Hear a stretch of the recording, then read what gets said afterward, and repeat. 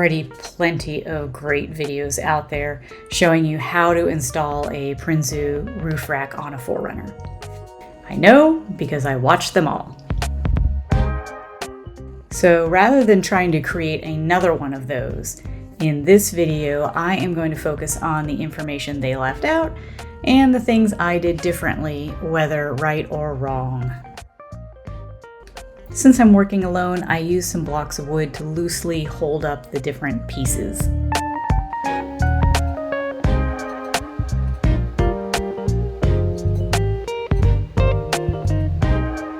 While the instructions may mention lock washers, you will find they've actually been replaced with this purple Loctite.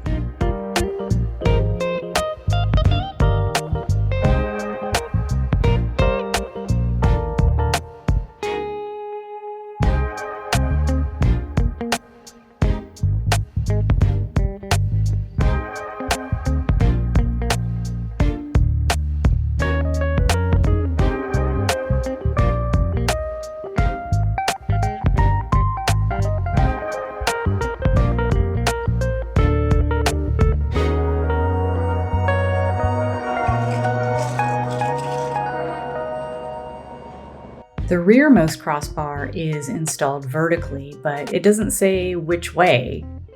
I would say it's your choice. If you plan on installing anything on the back end, like chase lights or tools or anything, you'll want the track facing the back. If, like me, you have no such plans, you can certainly install it with the rounded side facing the back for a more finished look.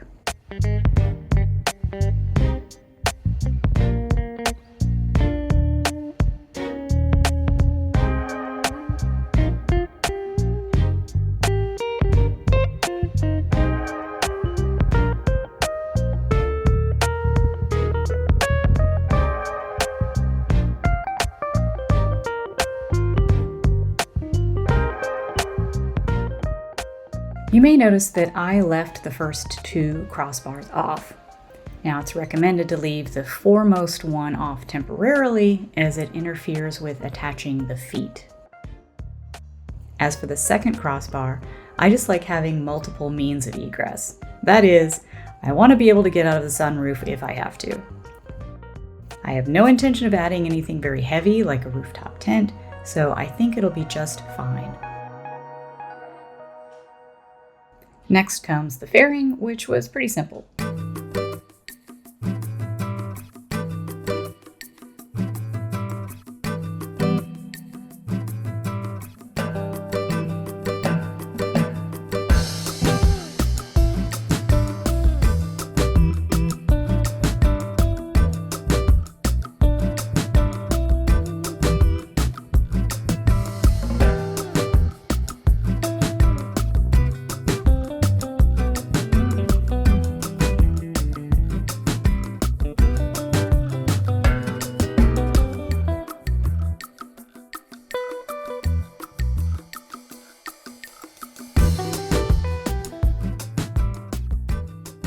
The only thing that's never shown is affixing the rubber trim to the bottom edge. It's long enough that you would think that it also wraps around the sides, but there's no way that it would squeeze into the space where it connects to the side rails.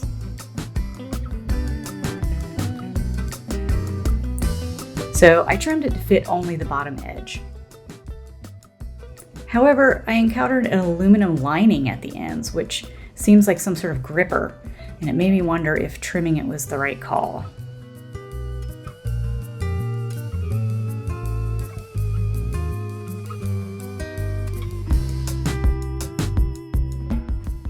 With the fairing attached, it is now time to start getting this baby ready for mounting.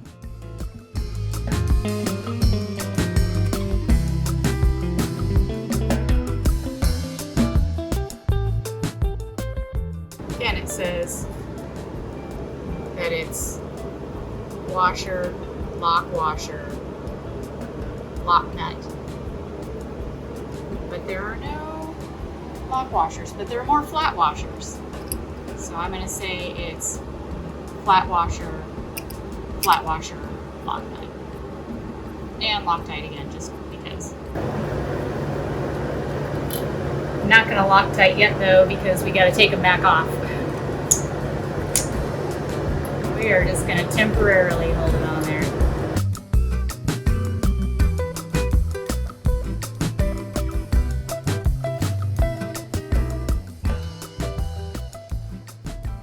But before we can put the new one on, we have to take the old one off. Now this is where I ran into problems, and they were all created by me. I struggled mightily to get the old rails off, and that is because of two things. Get under the rubber edge part. One, if I had watched those other videos closely, I would see that they're only prying the plastic cover off, not the rubber base. How do you get under this rubber part? Two, I was using cheap, flimsy body tools. They did not stand a chance against Toyota engineering. It's totally bent my pry tool. These just Amazon body pry bars. There you go. So first mistake is you're not getting under the rubber, we're getting between the rubber and the plastic. Number two, we're just trying to flick the edge out of the rubber seal. So my technique now is use the metal guy, be very careful, and another. Out of desperation, I grabbed the metal one. To be both protector and fulcrum. Though I was being very careful and I thought I was sufficiently protecting the body, I created some damage. Dent protection. Oh, that did it. I'm just glad it was really only bad in one spot and on the top and not on the side. But yeah, don't use this. Bad. Get you some good body tools. Removing those things was honestly the hardest part of the whole job.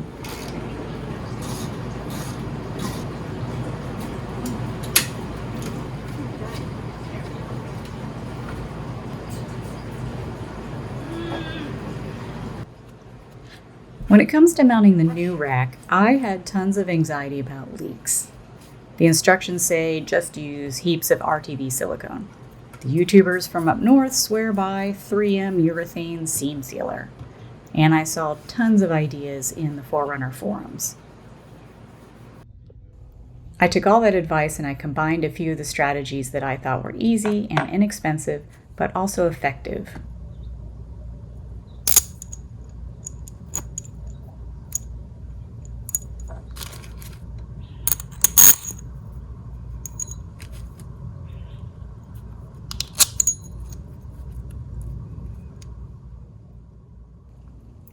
Fairly confident in my choice and ready to get started, I ran into a problem.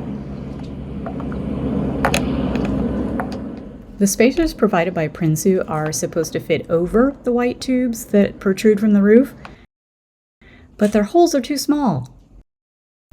Apparently this is a common thing, and the typical advice is just to cut the tubes down or just smash them right into the roof holes.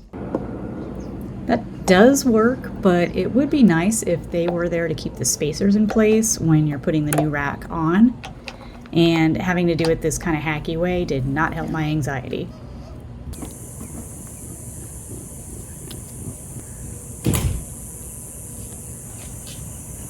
Oh, is that the liquid death?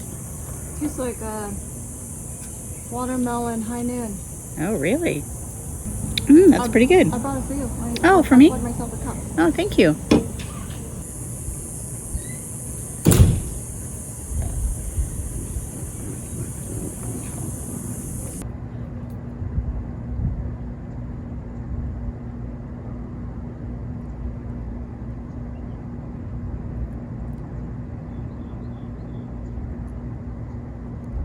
One person's going to have to support it and then kind of climb up here and push, and I'm going to get on the tall ladder and pull. Okay? You try and hoist it up a little bit. Okay, hold on. Okay? Okay. And we're trying to get this on the blanket. I don't have no blanket. Alright, so I'm gonna back it up here if you need to. Okay, hold on. I don't have on the blanket. Alright, hold on. Perfect. Takes a hand. So I'm gonna pull it further in. Thank you. Alright, so I neglected to film that part, but got all the spacers in. So I squeezed the spacers in here and kind of squished the little donut of butyl tape. And then from the top through the bracket, put silicone inside the spacer, and then put on our neoprene washer, factory rubber bushing thing, and then the bolt. And they're all just sitting in here. They're not bolted down at all. All 8 are sitting in their brackets. And so now I am going to address the front foot thing.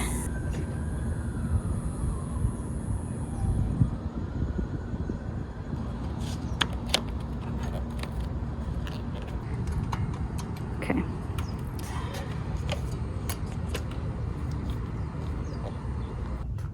All right, we are done almost. See, as you can see, there is a little cutout at the top because it is for a light bar, which is a future project. But also, I have accessories. So this is the low profile light bar mounting kit. So I don't need that right now. This hilarious GoPro mounting kit. 20 bucks, y'all. 20 bucks for this GoPro mount, which is an L bracket and a carriage bolt and a nylock nut and a washer. So I got bamboozled. But today, what we can do is put on the handles. I have 2 of these handles. You can mount a light underneath each of them. The question is, where do I want to put them? Do I want one on either side, probably near the middle, and so I can grab with my left hand if I go up this way, or my right hand this way? Or do I want both on one side, which is kind of what I'm leaning towards, because I want to get a awning, and so I feel like they should be on the opposite side of the awning, and then on the side with the handles I want the cargo box. So now the question is, which side do I want my awning on? Which side do I want my cargo box on? I have to think ahead.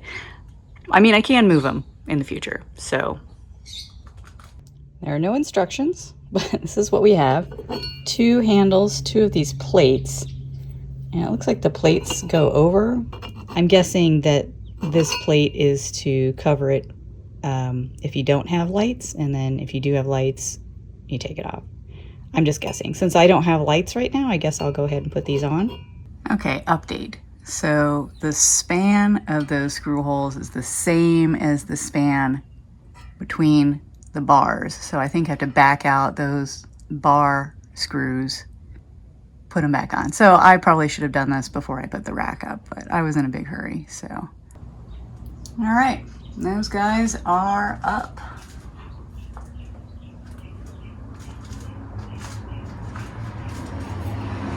Yeah, I dig it. Now I just need to get a cargo container. All right, test time. Do up. Can do up. All right, let's go down. Can we go back? Yes. Yay, I can climb out in case of emergency. That is, if I could fit my big butt through that